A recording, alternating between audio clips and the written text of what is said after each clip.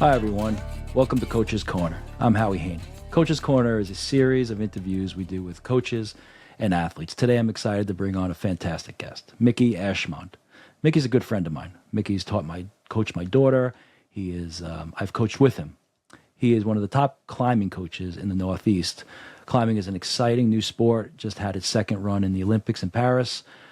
Mickey is also the head coach for Gravity Vault Hoboken in Hoboken, New Jersey, and he is the brand head coach for Gravity Vault gyms nationwide.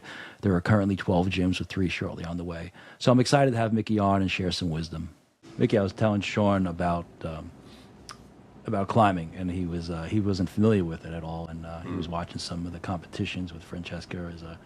Was in one of the finals that they broadcast on YouTube, and he was overseas at the time watching in the middle of the night, and he's really blown away. And I first thing I want you to help us out a little bit is you've been climbing for 25 years, as you said, and tell us how do you summarize what is climbing? What is climbing as a sport?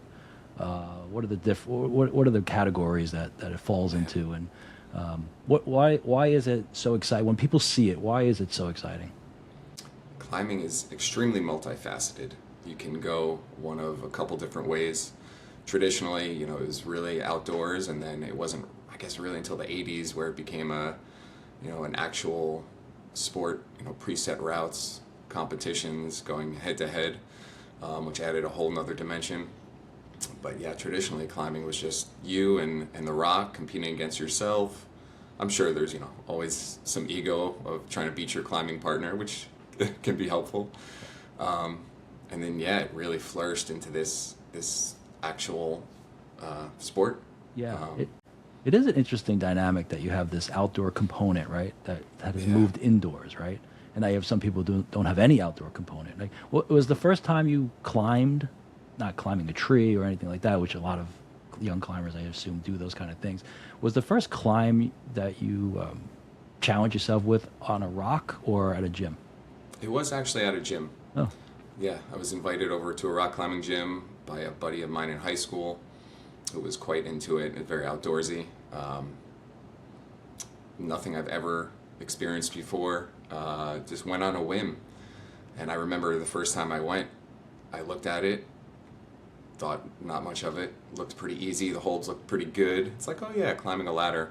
Yeah. And then very quickly I realized how challenging it was, and I couldn't even understand. Like, I would watch him climb, and to me it's like, oh, okay, I'll just move the same way he moves, grab the same holds. Yeah. And it was a very humbling experience, but it got me instantly hooked. Just that sense of improvement. And as a beginner climber, it's a slippery slope, because if you can push through a couple weeks, you see improvement very quickly.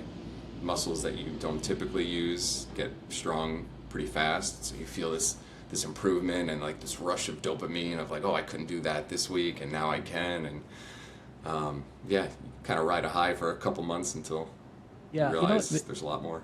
You make me think about something. We go from like your first time you touched the rock to like the most extreme example, the Olympics, in just a couple weeks ago, right, in Paris. Sure. And can you explain in the best you can just what would it be like because these athletes are so advanced, right? And they go up and they climb these climbs, and the hardest climbs in the world, the best climbers in the world. It's a very developed sport internationally, right? What would it be like for a normal human being who's never climbed before to walk up to one of those climbs at the Olympics? What would you think that would look like? I mean, so I work mostly out of an indoor rock gym, and I see it almost on a daily basis of newer climbers coming in, trying it, and they'll walk up to something, they'll ask, oh, what's the hardest thing you got? And they'll walk up to it, and the hardest thing we have at our gym pales in comparison to what's said at the Olympics. And they'll try to make the first move, and they'll come down, and they'll be like, that's impossible. Nobody can do this. So it is so out of the realm of, I think, the normal person's even perception of what your body can do. Yeah. The best thing I tell people, if you really want to get an idea, try to go over your door, hang on the door jamb with just your fingertips, and see if you can pick your feet up. And that width of a hold is huge for a professional level climber. Yeah, that's tremendous. They can hang on there for minutes probably. Yeah, exactly. I mean, when so you walk into a gym with your friend, right? What is your were your parents athletic? What was the home life like? What was your exposure to sports? Oh, that's a pretty good question. I never really thought about how that all tied in. My dad was extremely athletic. He was a pitcher all through his high school career. He was actually drafted into the major leagues from high school. He pitched at Union Catholic. He pitched against Al Leiter. Oh wow. Yeah. Very cool. Yeah. Pitched through college, but then unfortunately sustained an injury. Never went pro, but he was definitely a driving force in my sports career. So, all through my youth, I played baseball. He tried to teach me how to pitch. Didn't go as well as it did for him. Yeah.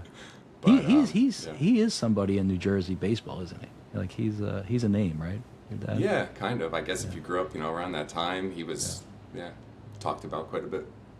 Do you see any correlation between your experience with baseball, his talking to you about baseball, your being interested in his past, and climbing? That's a sport you wouldn't tie together with baseball.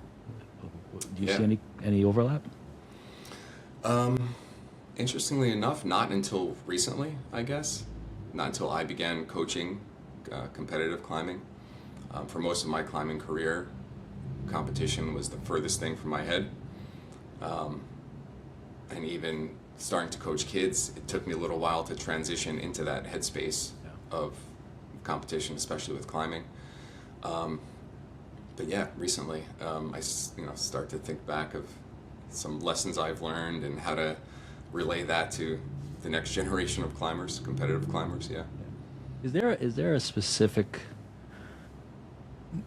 type of movement that would distinguish, like if somebody said, what's the most, and the reason I'm asking these very foundational questions is because a lot of people aren't familiar with it, right? And there is this perception, like, I've been in the gym too, and you see a guy who's really jacked, right, walk in and he thinks he's just gonna climb up this, and they can't. And they're almost, the bigger the muscles, almost the worse they are sometimes, right? At least appearance-wise, right? Yeah. And is there what type of movement in the kinesiology sense? Like, what type of, is it strength? How would you summarize, like, if somebody walked in and you said they have real potential, just from like a general overview, what kind of movement or ability? Definitely the ability and understanding of how to draw power from your feet, which is something that I think can directly correlate to baseball. Baseball, tennis, golf. When I was learning these sports, I was always told, so my uncle taught me golf, dad taught me baseball, tennis kind of came after those, but they always told me this idea of when you're striking the ball that you want to draw power from your feet. And as a kid, I was like, that makes no sense whatsoever. It's like, what do you mean get power out of the ground, right? And it wasn't until later, until I built more of a foundational understanding of how the body works and core strength, that if you really can dig your feet into the ground and twist and transfer that energy from the ground through your core, through your upper body, that's where real power comes from. Yeah, the hips, same in right? climbing. Yeah, the hip movement, the hip power, right, and the core. Like the swing of a baseball bat isn't coming from the arms, but the turning of the hips, the driving with the legs, and the turning of the hips and the core. Is it explosion based, or is it slow and smooth? Like, or is it really depend on the move and where you're at? There's times you need explosion, and the times you need to be it's very smooth and calculated. Absolutely. Yeah, it's everything.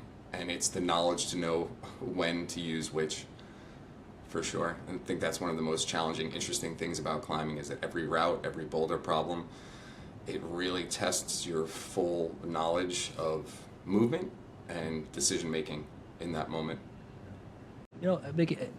So we cover, generally what climbing is. It's new. I think a lot of people have seen it on, they actually see it on a lot of like sitcoms and things where they go to the gym. And I think it really is, and it seems to be really accessible to young female athletes. They really excel at it, and it's very, for some reason, it's attractive to a lot of young females and males as well, of course.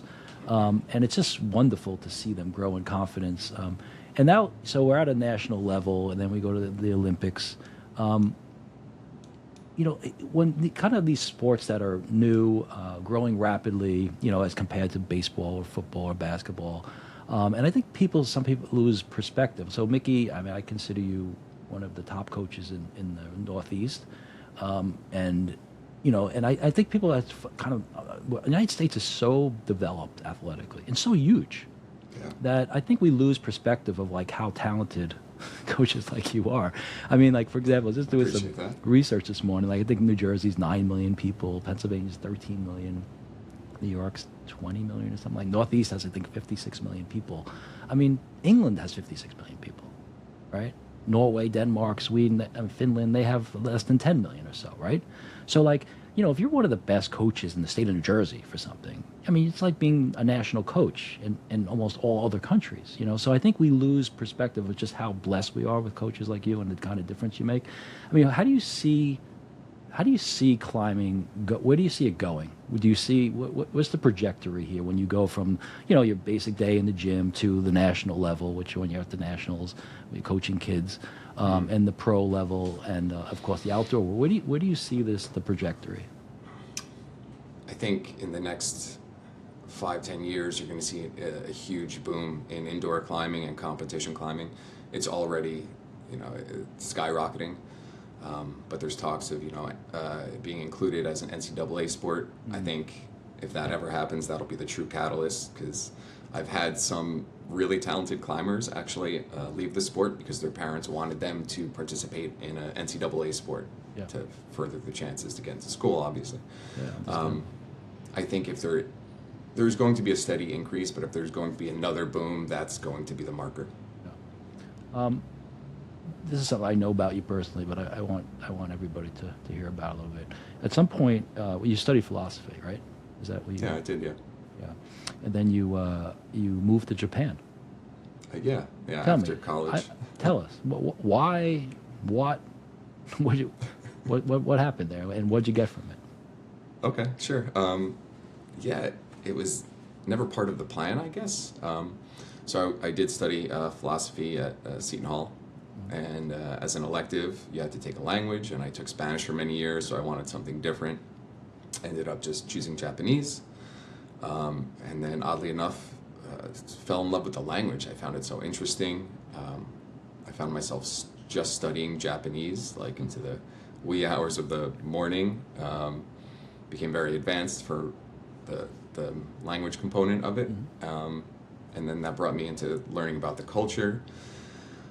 Which I found really interesting. To me, the coolest thing about that society, or I guess East Asian societies in general, is like they come from such a different place than what I'm used to culturally.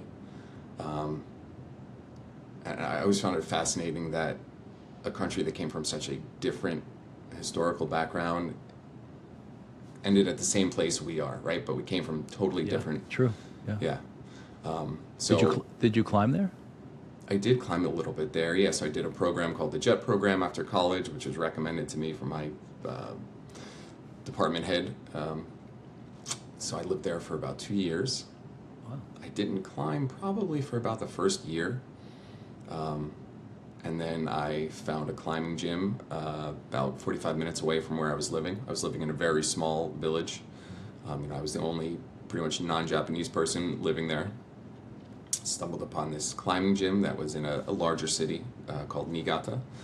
The first gym I went to actually was above a dentist's office. Oh, so wow. you'd walk through the dentist, you'd walk up the stairs, there was a little door, and there was no one who worked there. It was just a collection box. You would donate whatever. Wow. Yeah, and it was just it was an attic and a bunch of climbers. And then I found the more commercial gym. And the interesting thing about the gyms there is really no introductory, at the time anyway, there wasn't really introductory level climbs. Oh, I see. Yeah, here like our gym started at like 5'6", 5'7" as the grade, and there it started at 5'10". Yeah, I mean it's also a reminder of where the gyms have come from, right? Even here in the United States, right? I mean the first gyms like 30 years ago or so, and then now we have these mega climbing gyms. And why did they go inside? Why did they start climbing inside in the beginning? To really just practice for outside. Yeah, so it was all about the outside world, right? Yeah, no one thought it was going to be a completely separate track. The idea that someone would only be an indoor rock climber was absurd. It's like a golfer only going to one of those golf places. Going where to you the hit the driving ball range, into yeah. yeah, right. You know what? I mean, again, the audience might not be familiar with this, but I may get yelled at, you know, if I say this out loud, but I'm going to say it. I mean, it seems like the Japanese are the best climbers in the world right now. You know, you have France and Austria and the United States and England and many countries, Slovenia, and but Japan is something special going on in Japanese climbing culture, and it's funny that you spend time there. Do you have an insight into what you think is? Do they climb differently? From what you see, do Japanese climbers climb differently than U.S. climbers or other climbers? And if so, what do you? Is there a connection that you can see from living there? Yeah, I think the Japanese culture in general, I think, is very conducive to a sport like climbing. So in general, I found that anything that they do, they take very seriously. You know, they take to the nth degree. I think they really value just the process of hard work and understanding that through just grinding, you know, practice or studying or whatever it may be, they really understand at a real fundamental level, like, that you will improve and you will achieve what you want to achieve. And I saw that in the climbers there. I saw that in the students that I taught. You know, after school, every student would be part of a club for, you know, 2-3 more hours. Then would get home till 6-7 at night. So anything they do, they take very seriously, pour their whole selves into it, and really try to achieve as close to perfection as possible. Yeah. So it's no surprise to me that Japan is Yeah. at the top of the climbing game right now. Yeah. Yeah, I mean, and that's great. You know, kind of transition for us, right? Because you know, here we want to talk to coaches, and obviously, coaches are usually going to be of a specific sport. But it really, what we're interested here is interviewing people like yourself for all athletes. So if there's somebody wrestling, somebody's football player, that if they listen to you, they can learn, and I know they can. So, what is it? What is it if you and we're also a show where obviously people who do sports as a hobby or intramural, or that's wonderful, right? Or for social reasons, there's all great reasons. But we do kind of focus on the elite athlete here, right? Mm-hmm. We're focusing on what brings people to the highest levels of athletics, and also the highest levels of life, art, culture, that they can transfer this to become the elite level, whatever they choose to do after their athletic career. So focusing on the elite athlete and putting climbing aside and using your philosophical background, and I know the degree of sensitivity that I've experienced from your coaching, watching you coach, seeing you coach. This is the $1 million question, right? From your years and your commitment, what are the factors? What do you tell a kid who wants to go to the Olympics? They want to be in the next Olympics or 2 cycles from now. What is it? What is it that brings these athletes to that next level? Unfortunately, I don't think there's anything you can just tell someone. Is one really important lesson I've learned, I think, over the years. It's getting them to understand certain things, but it always has to be their revelation. You know, you can obviously give words of encouragement and try to steer them that way, but to me, through action and getting them to learn lessons on their own is the most important thing. So getting them to understand that, you know, through trial and error, they will improve, they will get that route.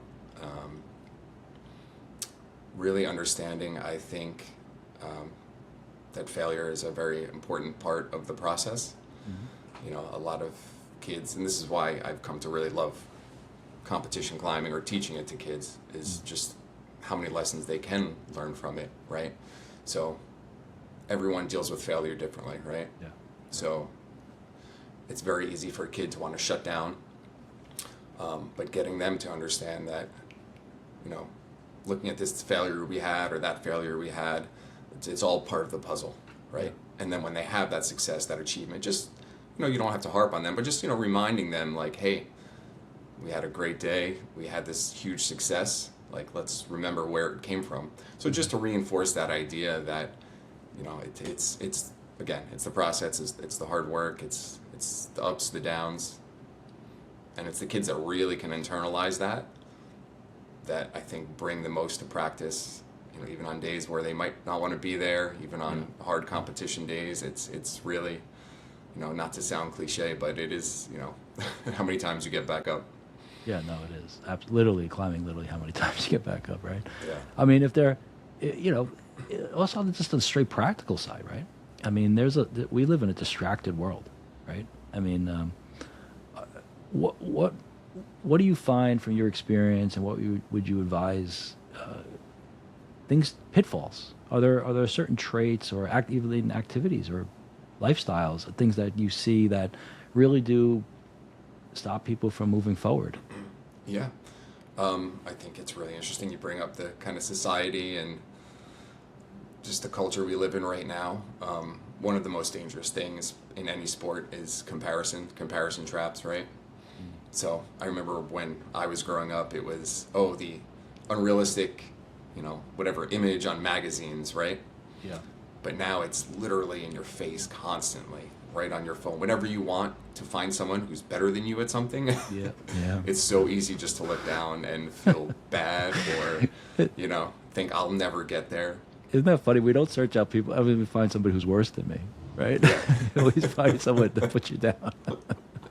It's funny. Yeah. Yeah.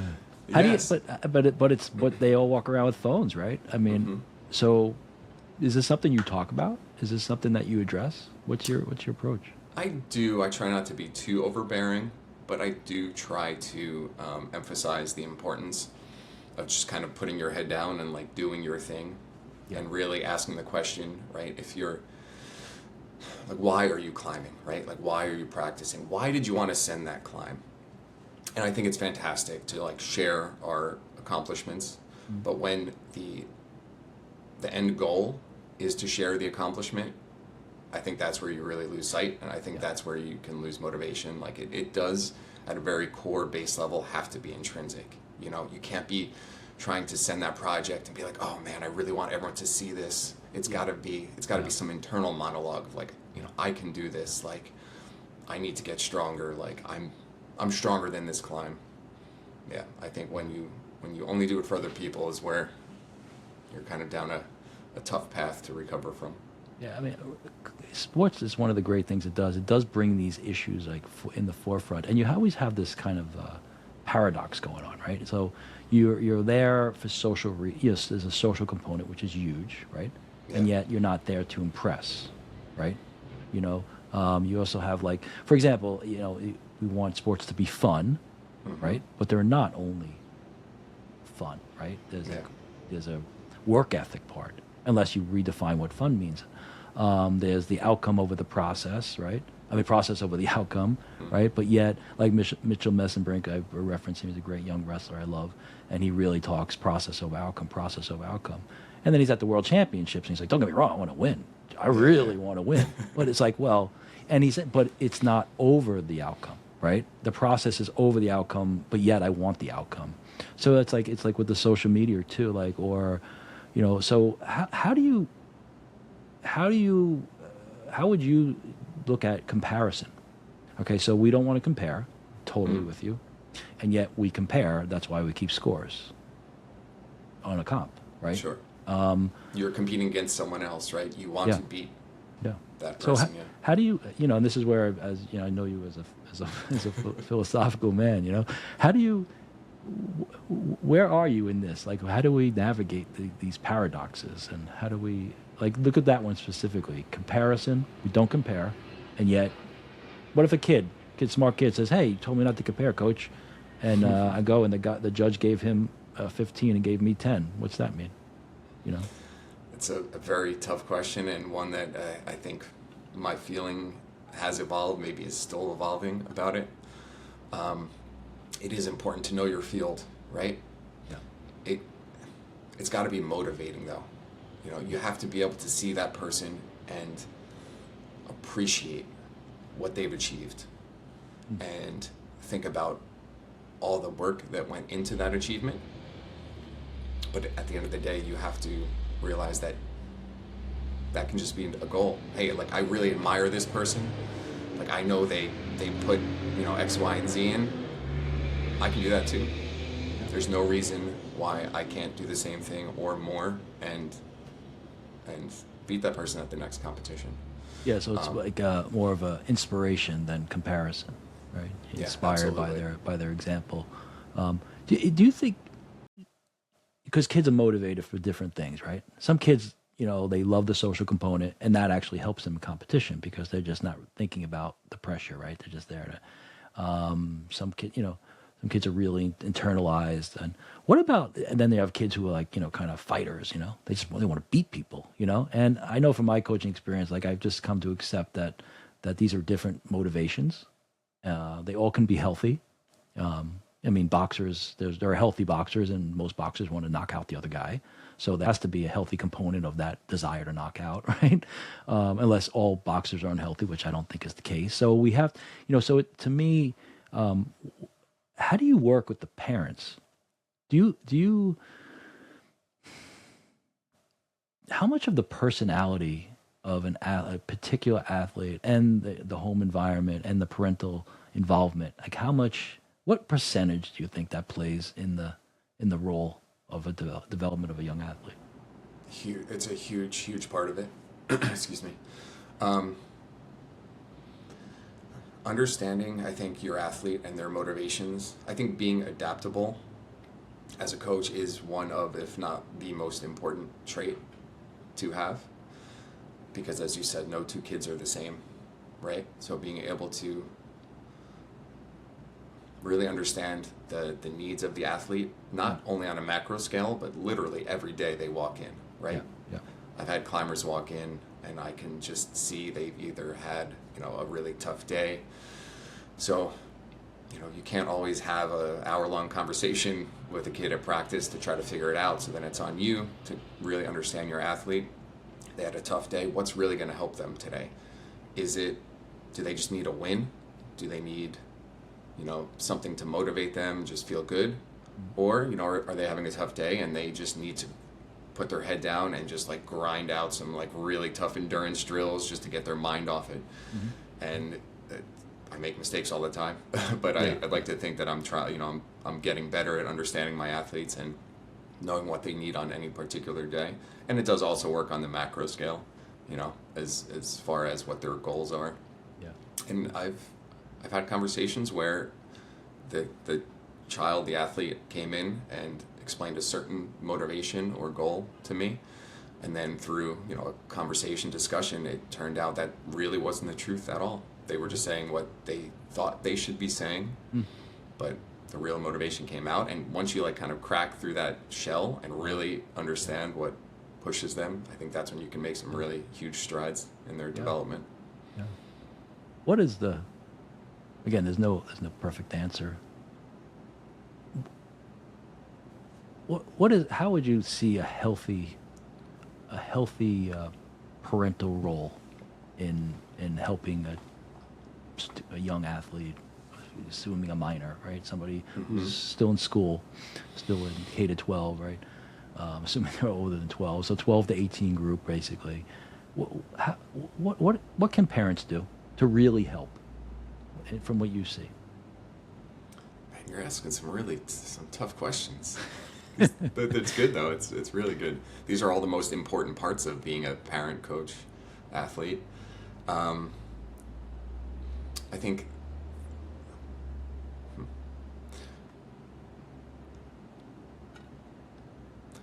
the best things I think I've seen, the best traits I think I've seen from parents, the healthiest traits, is stress management. Kids I've noticed lately, maybe it's just the area I coach, but as kids hit this like those high school years, Yeah. I can sometimes just see it on their faces. The stress that they're maybe not used to really takes a toll. So stress outside of climbing, outside of Yes, sports. exactly, yes, and helping the child manage the two. Especially that entrance into freshman year, right? That tends to happen, high school. Yes. Yeah. Yeah, absolutely. So I mean to me, that's helping really create good habits Yeah. at home. How hard is it, Mickey? How hard is it when you see these kids pour themselves out and they fail? How hard is it? I can only, I've learned to appreciate, I guess, parents tremendously over these past 5-6 years I've been coaching, because it's really tough for me. The emotional connection and seeing them work so hard and be vulnerable and express these goals, and then to not reap the rewards. And the toughest is when the kid is doing everything right. Yeah. They've done everything you suggested. They've poured their heart and soul into blood, sweat, and tears into the process, and then to not see the reward from that, it's really tough. Yeah. But those are the moments they grow, right? I mean, You need the hardships. Yep. yeah. Yeah. And I'd like to add to that, Sure.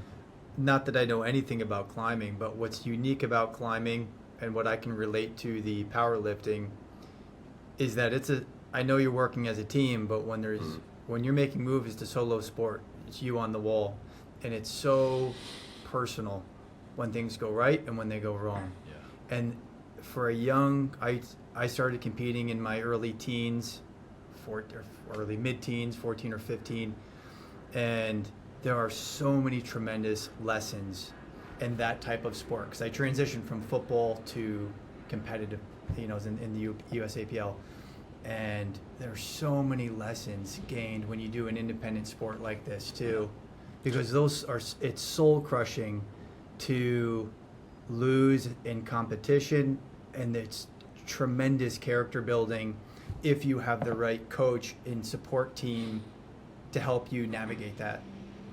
It's like invaluable. You can apply these lessons to anywhere in life, personally, professionally, in other sports, everywhere. Absolutely. Yeah. It's so easy to really internalize, right? When it's a solo sport, and just beat yourself up. I guess. I mean, you played football. You said at what level, Sean? Into high school. I think I cut out in 10th grade, and then I was full-time competitive in the powerlifting and had a team and all that. Can you remember, like, I don't know, I guess the feeling of defeat on the football field compared to, not... Oh, there's no comparison. Yeah. For me, it was no comparison. There's nowhere else to look. And when you're on the stage or on the wall, it's all eyes on you. Yeah. And when it goes right, it's amazing. And when it doesn't, and that's part of sport, part of life, it is so... I struggled with it. Hate's a strong word, and I hated losing or missing a lift. It was like, white rage. It made me so upset. But it also had a constructive team to always keep structure and bring me back, and bring that back to training and elevate yourself and learn how to. You have, like you said earlier, you have to lose, and there's a lot of negative association with that word, but you have to lose in order to grow. It's very cliche and corny sounding, but it's so true. You have to. That's where the gain is. Yeah, that's why there are competitions. That's why there are winners and losers. And we hate to say that, right? Yeah. But in a competition, not everyone can win. No. So you need to use that as motivation. I grew up wrestling, and it's like, almost everybody ends their wrestling career on a loss. It's a profound right stat, yeah. Because it's like, unless you're an Olympic champ, and then you may go for a second round and lose the second. So it's like, losing is just this inevitable thing, and it's interesting because when I really got to know Sean, he's not going to brag about it, but Sean, right? Sean was a top level power lifter, right? And what was your main lift, Sean? The deadlift? Deadlift was my strongest lift, yeah. And then. Yeah, deadlift was the strongest, but I competed in all three: squat, bench, deadlift. Yeah. But I was a lightweight. I was 161, I think, when I competed. Okay. So when you talk about the pressure, like foot pressure with climbing, and pressure like with a deadlift, right? It's very similar to the idea of that you're pushing through the earth, right? You're not just standing there. You're right. You're pressing through, right? You're generating that that downward force, right? And I think like what I love about analogies of movement and sports talk is that like we also have to like that's life part. Right? We got to generate that downward force. When we walk the earth, right? We have to. Are we really ourselves, right? I guess you could define that when someone says be yourself. Be yourself is like having downward pressure, right? Like you're standing in your own body, right? You know who you are. I remember I had a coach, Tom Mignani, and he was a wrestling coach, and he was also I think it was a Taekwondo black belt, and he was a little guy, but I mean this as a compliment. But like when you stood next to him, he wasn't a little guy. He's about my size, but I'm a little guy, and you felt like he could snap your neck at any moment, and he might, and yeah, he's a loving, beautiful guy, and but it was because of his power. He was so centered in his hips and his feet that he could generate power at the drop of a dime. And it's interesting because as an adult looking back and looking at sports and movement, I love it. I love analyzing it. It's like now I understand what Tom Mignani what his physicality. He projected this power. And it's all the postures, right? The equal distribution between toes and heels and having your hips in the right place and walking around. One of the words that you and I have shared, Mickey, and literally posture, right? Climbers have a bad habit of getting bad posture because of the motion of pulling. Explain. Like kind of a hunched over. Yeah, explain. Why is it, Mickey? What do you think? What's your theory? On what's that, posture? Why they have climbers have a tendency to move toward slouching and bad posture? Yeah, physiologically it doesn't really make a lot of sense, right? Because your back muscles are bigger, so they should be tighter, so they should be kind of like pulling back, but it's that internally like rotated shoulders, I think, that really, you'll see a lot of climbers just be like, just hanging hunched forward. Yeah. In a sense, it's like an overdeveloped back, underdeveloped shoulders, pull. The pull is much greater than the push, right? Yeah. Like the pull-up power is great, and the push power is not as, unless you work on it. But posture to me is like, it's making a favorite word, I think, now. And beyond the physical posture, but like we're talking about this coach standing that way or just watching a politician. Well, anyway, their posture, not their physical shoulders, but the way they hold themselves. Like who are they? What's their integrity, right? It's like it's actually a substitute for integrity. It says a lot posture. About a person. Yeah, I really loved what you were saying about your coach and how you can just tell that he can just generate power. I think it's so similar when you watch someone climb for the very first time. Yeah. Meaning like when you're seeing them climb, like a proficient climber, yeah, it is so wildly obvious to me from making 5 moves on the wall, like their level of expertise. Like I like to almost play a little game when I watch new climbers like warm up on V0s, V1s, to try to guess what level they can climb. Yeah, I was just going to ask you that. So can you see it? I'd like to think that I can. Yeah. Yeah. It's the control. It's the center of gravity control. Yeah. It's the flow. It's the efficiency of movement, I think, is a big one. Yeah. Not having limbs kind of flailing, having every movement, every limb have a purpose. And you can really see it. To me, it's very obvious when someone has a very deep understanding of their body mechanics through climbing. Yeah. Because also they're not thinking about it. It's just ingrained, and that's natural as well. Like you can see that. Why do you think female athletes excel at this? So in a certain point, it's like this is just anecdotal, but they seem more competent in climbing at a certain age than the boy climbers. They seem so, they excel. They just they're just so strong, so good. Is there something in, what do you think? Is there a connection there? Yeah, as long as I've been teaching climbing, that I've seen the story a million times. A couple comes in and the machismo like lifter boyfriend comes in and he thinks he's going to impress the girl and she ends up crushing him on every climb. Man, that's a really interesting one. I think it's super multifaceted. I think guys, maybe not to generalize, but there's a bit of maybe ego there, so they think they're just going to like crank themselves up the wall and just pull themselves up with their muscles. From the onset, I would say most women I see use their hips more efficiently.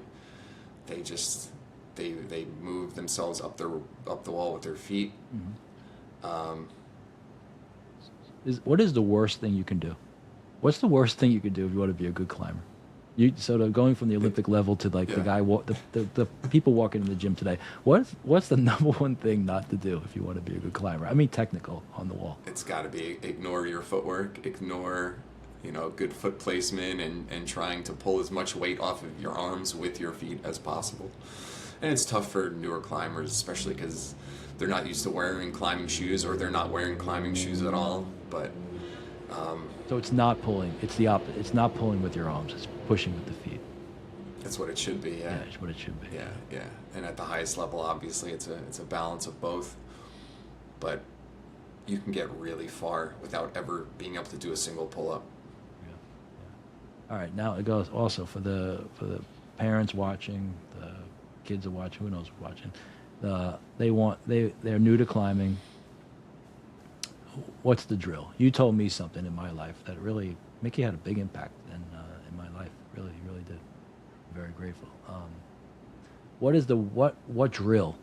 Like, get like specific. What a new climber comes in, they don't have a good team. They don't have a coach. They don't have a great gym, but they love climbing. They watch the Olympics, so they're watching this right now somehow.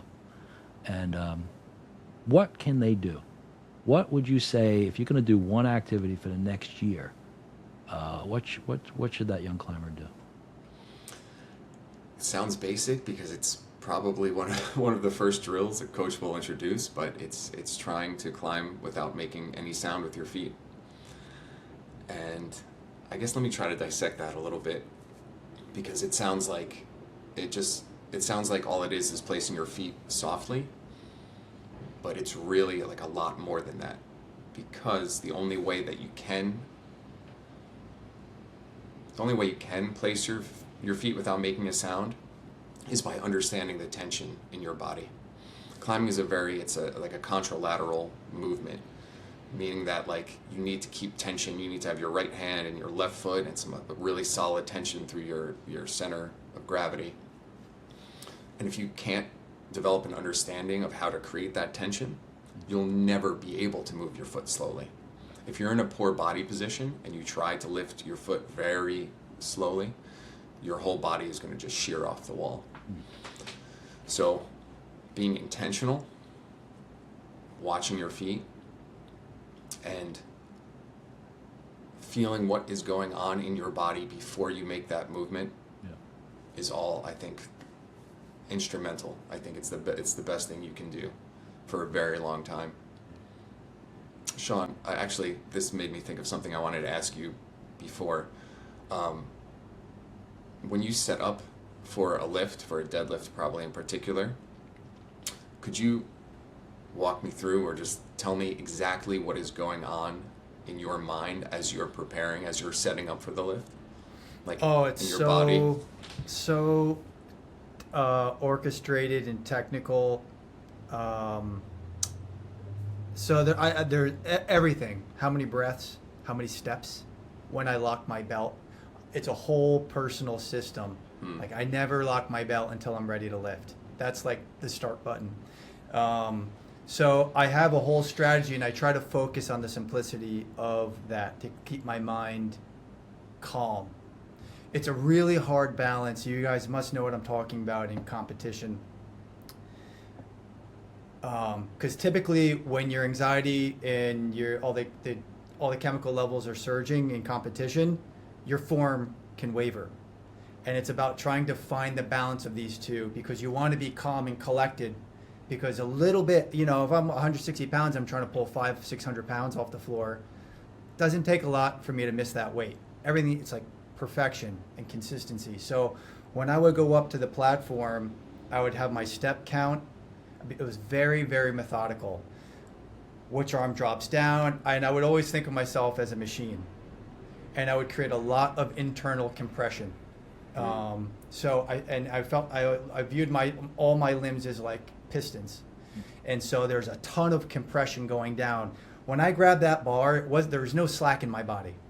I'm a machine grabbing, and I have internal tension from my breath. I come down mechanical, and then when that second hand hits, then it's pull, lead with chest, and so I lean and rely on the training and my process. Behind all of that is the desire to attack this, to explode after, because it's all about explosion, compression and explosion. So I rely on my system and try to balance that with trying to lift weight that could break me, and having the try to really balance the adrenaline behind all of that. Because especially on these lifts, squats another one that I used to really spook me, because you can fall doing squats, and it's scary to fall with a lot of weight. And if you're too amped up going up there and you drop in the hole and you get loose, or you go a little out, you miss it. It's a miss, because you're talking about such small refined margins, things, yeah. such small margins, and your technique at that level is so crucial. And it's a hard balance between technique and keep maintaining consistency. Treating my technique at 135 pounds should be the same at 700 pounds. Wow. There you go. And so that's why I so trained. When I have trained, they had me on the bar for almost a year. The bar. When I was like 15, like, you want to be throwing weight around. It was just perfection. What did you pull? What was your high on the deadlift? 550 is my highest pull off the floor. At 161 pounds. 161. 161. I benched 345. Was that national level? What was that? The 550 was in the gym, so that doesn't count. I broke a bunch of state records. A lot of what did I pull? I think 525 and 518 was the record in competition at the time. But then I pulled more in the gym. 465 squat, 345 bench. Wow. At 161 pounds. Yeah. Wow. Amazing. But I mean, now the kids are blowing that away now. Yeah. There's like real monsters out there now. Yeah. But it was technique, and you have to spend the time doing the boring stuff if you really want to do it. And I think that was a big reason why I didn't have a lot of injuries. Yeah.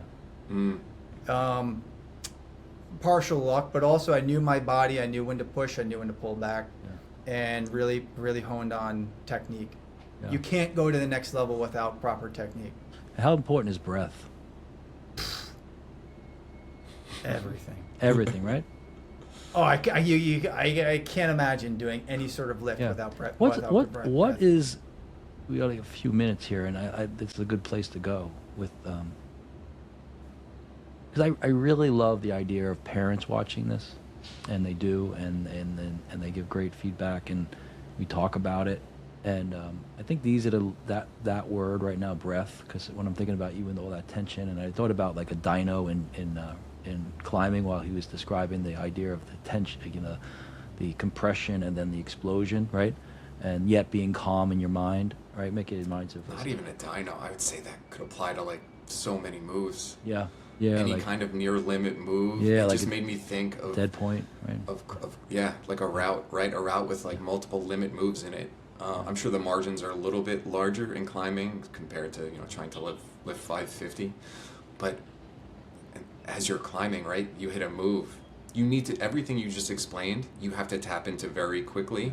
If you know that move is like right on your limit line, you have to do that very quickly on the wall, hit, and then get back into a state of like relaxation until you have to do it again. This is it's so cool, all the parallels between sports like this. I'm gonna bang out some quick questions, so you can do a score or like just the first sentence that comes to mind. Okay, ready? We'll start with how important is breath, Mickey? 10. And what and describe it. For relaxation, up to the wall. Anything that comes to mind. Diaphragm, deep diaphragm breath, relaxation, focus, explosion, repeat, and control. Control, mindfulness. Sorry, so many words. Yeah. How? Like again, you got the 30-second answer. Nutrition. 9, 10. It's rebuilding, you know, it's improvement, it's mental focus, hydration. Watching other athletes in your sport. Not just watching, but mindful watching, right? Not seeing, but watching and understanding. It's huge. Go deeper into that. What does that mean? I'm a kid. I'm watching this. What does Coach Mickey mean? Yeah, it's learning. It's not comparison, but it's trying to find similarities. Someone you resonate, seeing a climber, a pro climber that you resonate with, that moves the same way that you like to move, forget about it. Like, that's going to be your mentor alongside your coach and your parents. Yeah. It reminds me quickly. I'm going to interject. Coach Mignani used to say, "Get inside my body." Yeah. Right? When he wanted to show me a move, get inside. And again, that just made me remind me, get inside that climber on the wall. Okay, ready? Sleep. Recovery again. Reset. Energy. Focus. Can't be ignored. All of these things are paramount to recovery and improvement. Last one, ready? Integrity. Everything. At the end of the day, if you don't have integrity in what you're doing, I don't want to say it's hollow, but like, what's it for? If you're not learning the lessons through climbing, you know, maybe you win that national championship, but you don't have integrity, that's not going to help you.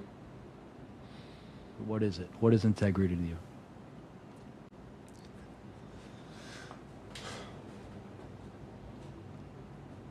To me, it's doing it for the right reasons.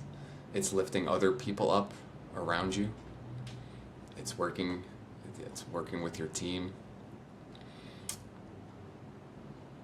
It's not saying you got that top when you didn't get that top. Yeah. You know? Yeah.